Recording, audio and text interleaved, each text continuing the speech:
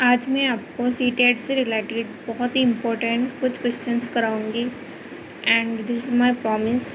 If आप ये जो मैं सीरीज़ चला रही हूँ सीटेट की, अगर आप इसको रेगुलर देखते हैं तो ये आपको पूरा हेल्प करेगा और CDP में आपको 30/30 लाने में पूरी हेल्प करेगा। So let's start. This is your first question. वह अवस्था जब बच्चा तार्किक रूप से वस्तुओं व घटनाओं के विषय में चिंतन प्रारंभ करता है। तो देयर आर 4 ऑप्शंस: औपचारिक संक्रियात्मक अवस्था, पूर्व संक्रियात्मक अवस्था, मूर्त संक्रियात्मक अवस्था और संवेदी प्रेरक अवस्था। तो जो हमारा राइट आंसर होगा वो होगा मूर्त संक्रियात्मक अवस्था। एक चीज़ ध्यान रखिएगा, आप यहाँ पे थोड़ा कन्फ्यूज़न रहता है। जब बच्चा तार्किक रूप से वस्तुओं या घटनाओं का चिंतन करता है तो वह अवस्था मूर्त संक्रियात्मक होती है। और जब इसी क्वेश्चन में ये आ जाता है कि अमूर्त रूप से अमूर्त और तार्किक 2 वर्ड आ जाएं तो आपका ऑप्शन ए सही हो जाएगा। ओके, आई होप आपको समझ आया होगा। यहाँ पे ओनली तार्किक लिखा है तो हमारा ऑप्शन सी इज़ राइट। और अगर यहाँ पे मूर्त, अमूर्त और तार्किक 2 वर्ड आ जाएं तो हमारा ऑप्शन ए राइट होगा। सो इस क्वेश्चन के लिए हमारा ऑप्शन सी राइट आंसर है। नेक्स्ट क्वेश्चन देखिए, मन का चित्रण संबंधित है साहसिक कार्यों की क्रिया योजना से, मन का चित्र बनाने से, मन की क्रियाशीलता पर अनुसंधान से और बोझ समझ बढ़ाने की तकनीक से। सो यहाँ पे हमारा जो होगा राइट आंसर होगा हमारा यहाँ पे ऑप्शन नंबर सी। ये जो क्वेश्चन है ये बहुत ही जो है इम्पोर्टेंट है और इसके आंसर आपको अलग अलग बुक में बहुत अलग अलग मिलेंगे, पर आप यही आंसर अपना फाइनल करके चलिएगा मन की क्रियाशीलता पर अनुसंधान से। नेक्स्ट देखिए, विशेष रूप से प्राथमिक स्तर पर विद्यार्थियों की सीखने संबंधी समस्याओं को संबोधित करने का सबसे बेहतर तरीका है। तो ये हमारा है महंगी चमकदार सहायक सामग्री का प्रयोग, सरल रोचक पाठ्य पुस्तकों का प्रयोग, कहानी कथन पद्धति, अक्षमता के अनुरूप विभिन्न शिक्षण विधियों का प्रयोग। तो ऐसे क्वेश्चंस तो हमें देख के ही पता चलने चाहिए। देखिए, महंगी चमकदार ये नेगेटिव वर्ड है। सरल अगर हो जाएंगी तो बच्चा बिल्कुल सरल ही चीज़ें सीखेगा। कहानी कथन पद्धति, ठीक है, ये कुछ सही है, लेकिन सबसे अच्छा ऑप्शन हमारा क्या होगा? अक्षमता के अनुरूप विभिन्न शिक्षण पद्धतियों का प्रयोग करना। मतलब बच्चे जिस लेवल पे हैं उनके सीखने का स्तर जो है उसके अनुरूप बच्चों को सिखाया जाए, उसके अनुरूप शिक्षण पद्धतियों का प्रयोग किया जाए। तो हमारा ऑप्शन डी सही होगा। तो पियाजे की थ्योरी मैंने आपको बताया था, बहुत ज़्यादा इम्पोर्टेंट है। पियाजे, वाइगोत्स्की, कोलबर्ग और थॉर्नडाइक, ये सब थ्योरी आपको पढ़नी है और इससे रिलेटेड फिर हम यहाँ पे क्वेश्चन से डिस्कस करेंगे। नेक्स्ट क्वेश्चन है आपको, पियाजे के अनुसार निम्नलिखित में से कौन सी अवस्था में बच्चा अमूर्त संकल्पनाओं के विषय में तार्किक चिंतन करना प्रारंभ करता है? तो यहाँ पे देखिए हमारा आ जाएगा, यहाँ पे देखिए अमूर्त संकल्पनाओं के विषय में तार्किक चिंतन करना प्रारंभ करता है। तार्किक चिंतन करना कब प्रारंभ करता है? हमने अभी बताया था आपको मूर्त संक्रियात्मक अवस्था में। तो हमारा यहाँ पे ऑप्शन नंबर डी हमारा सही हो जाएगा। ये जो एज ग्रुप है ये भी बहुत पूछा जाता है, इट्स वेरी इंपॉर्टेंट। संवेदी प्रेरक अवस्था जन्म से 2 वर्ष, फिर उसके बाद पूर्व संक्रियात्मक अवस्था आती है 2 से 7 वर्ष, उसके बाद मूर्त संक्रियात्मक अवस्था 7 से 11 वर्ष और औपचारिक संक्रियात्मक अवस्था। तो आई होप आप ये पियाजे की थ्योरी अच्छे से कवर कर लेंगे। नेक्स्ट देखिए, निम्न में से कौन सा बच्चे की सामाजिक मनोवैज्ञानिक आवश्यकताओं के संबंध में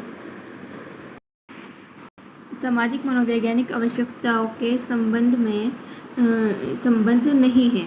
तो इसमें आप मोस्ट इम्पोर्टेंट जो ये नहीं है, इसका बहुत बड़ा रोल होता है इन क्वेश्चंस में। बहुत सी बार हम क्या करते हैं, जल्दी से पढ़ते हैं और नहीं को ध्यान नहीं रखते और हमारा जो आंसर है हम जो नेगेटिव पूछा होता है उसे पॉजिटिव में लेके उससे टिक कर देते हैं।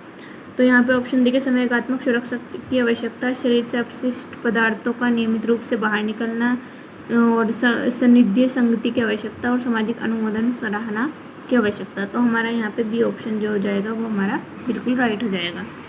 उसके बाद नेक्स्ट देखिए, वे कौन सा कथन है जहाँ बच्चे के संज्ञानात्मक विकास का सबसे बेहतर तरीके से परिभाषित किया जा सकता है। तो इसके ऑप्शन यहाँ पे मिलेंगे आपको। देखिए यहाँ पे विद्यालय एवं कक्षा, पर्यावरण, सभागार, घर और खेल का मैदान। तो यहाँ पे देखिए, यहाँ पे जो हमारा राइट आंसर होगा वो हमारा होगा ऑप्शन ए। ऑप्शन ए हमारा क्या होगा, बिल्कुल राइट आंसर होगा। ओके, नेक्स्ट देखिए, इसे थोड़ा छोटा कर लेते हैं ताकि आपको ये अच्छे से विजिबल हो। निम्न में से कौन सा बुद्धिमान बच्चे का लक्षण नहीं है। फिर से हमसे यहाँ पे नहीं पूछा है, ठीक है, यहाँ पे आप फोकस कीजिए, नहीं है। वे जो परवाहपूर्ण एवं उचित तरीके से संप्रेषण करने की क्षमता रखता है। वे जो अमूर्त रूप से सोचता रहता है। वे जो नए परिवेश में स्वयं को समायोजित कर सकता है। वे जो लंबे निबंधों को बहुत जल्दी रटने की क्षमता रखता है। तो हमारा यहाँ पे नोट पूछा है, तो बाकी सब तो हैं, तो लेकिन डी ऑप्शन क्या है, हमारा नेगेटिव है। तो हमारा रटने वाली चीज़ें हैं और ये सब हमें क्या करनी है, इन पे फोकस, ये हमारे हमेशा नेगेटिव वर्ड है, इनको हमें इग्नोर करना है। नेक्स्ट देखिए, बच्चे दुनिया के बारे में अपनी समझ का सृजन करते हैं। इसका श्रेय हो जाता है, मतलब ये जो डेफिनेशन है ये किसके द्वारा दी गई है, बच्चों के बारे में, कि बच्चे अपनी समझ का सृजन करते हैं। तो इसका हमारा जो राइट ऑप्शन होगा, आप जानते हैं संज्ञानात्मक विकास के बारे में हमें किसने बताया, पियाजे ने बताया है। और जो सामाजिक और सोशल थ्योरी जो दी है हमारी कोहलबर्ग ने दी है। पेवलोव ने क्या किया था, कुत्ते पे प्रयोग किया था, और स्किनर ने चूहों पर प्रयोग किया था। तो यहाँ पे नेक्स्ट देखिए, शिक्षा के क्षेत्र में पाठ्यचर्या शब्दावली की ओर संकेत करती है। तो यहाँ पे आपको 4 ऑप्शन दिए गए हैं, पढ़ सकते हैं आप। तो यहाँ पे हमारा राइट आंसर क्या होगा, ऑप्शन ए, विद्यालय का संपूर्ण कार्यक्रम जिसमें विद्यार्थी प्रतिदिन अनुभव प्राप्त करता है। तो पाठ्यचर्या क्या है, ये इंपॉर्टेंट क्वेश्चन है, ऐसे क्वेश्चंस भी सीटेट में मोस्टली पूछे जाते हैं। नेक्स्ट क्वेश्चन देखिए आप, आकलन को उपयोगी और रोचक प्रक्रिया बनाने के लिए डैश के प्रति सचेत होना चाहिए। तो आकलन हमारा क्या है, असेसमेंट क्या है, हमारा असेसमेंट आप सभी जानते हैं जो हम विद्यार्थियों का करते हैं। तो उसको उपयोगी और रोचक, मतलब वो सही हो और उससे बच्चे घबराएं ना, उसे रोचक बच्चों को किस प्रकार बना सकते हैं हम। तो हमारा यहाँ पे हमें ऑप्शन दिए गए हैं, विद्यार्थियों को बुद्धिमान या औसत शिक्षार्थी की उपाधि देना। तो ये तो बिल्कुल नेगेटिव है, ये तो बिल्कुल रॉन्ग हो जाएगा। शैक्षिक और शैक्षिक क्षेत्रों में विद्यार्थी के सीखने के बारे में जानकारी प्राप्त करने के लिए विविध तरीकों का प्रयोग करना। तो विविध हमारा क्या है, एक बिल्कुल पॉजिटिव वर्ड है, तो यही हमारा ऑप्शन राइट होगा। फीडबैक देने के लिए तकनीकी भाषा का प्रयोग करना, ये गलत है। और अलग अलग विद्यार्थियों में तुलना करना, ये भी गलत है। तो ऑप्शन बी हमारा राइट आंसर होगा। नेक्स्ट क्वेश्चन देखिए, निम्न में से किसने कहा है कि शिशु अपने एवं अपने संसार के बारे में अधिकांश बातें खेल के माध्यम से सीखता है। तो खेल को ज़्यादा जो खेल के बारे में, जिसमें ये ऐसे क्वेश्चंस होते हैं जो स्टेट में बहुत कम पूछे जाते हैं। 1-2 क्वेश्चंस जो इम्पोर्टेंट है वो मैं आपको करा रही हूँ। तो ये डेफिनेशन आप लर्न करके रखिएगा। ये हमारी किसकी है, स्ट्रेंथ की शिशु, और इसे आप कोई कीवर्ड ढूंढ सकते हैं जो भी आपके माइंड में आए। शिशु अपने संसार के बारे में अधिकांश बातें खेल के माध्यम से सीखता है, कोई भी कीवर्ड, और स्ट्रेंथ जो है आप उसको ट्रिक बना सकते हैं अपने हिसाब से जो आपको समझ आए।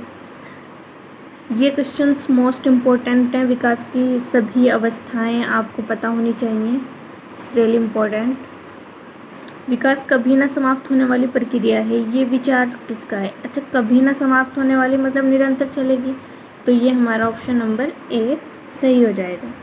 तो ये कुछ चीज़ें ऐसी होती हैं जो हम माइंड ही अपना लॉजिक लगा के ही हम सॉल्व कर सकते हैं, लेकिन ये तभी होगा जब आप अच्छे से पढ़ेंगे इससे साइकोलॉजी को, शिक्षा मनोविज्ञान को, CDP को अच्छे से समझेंगे।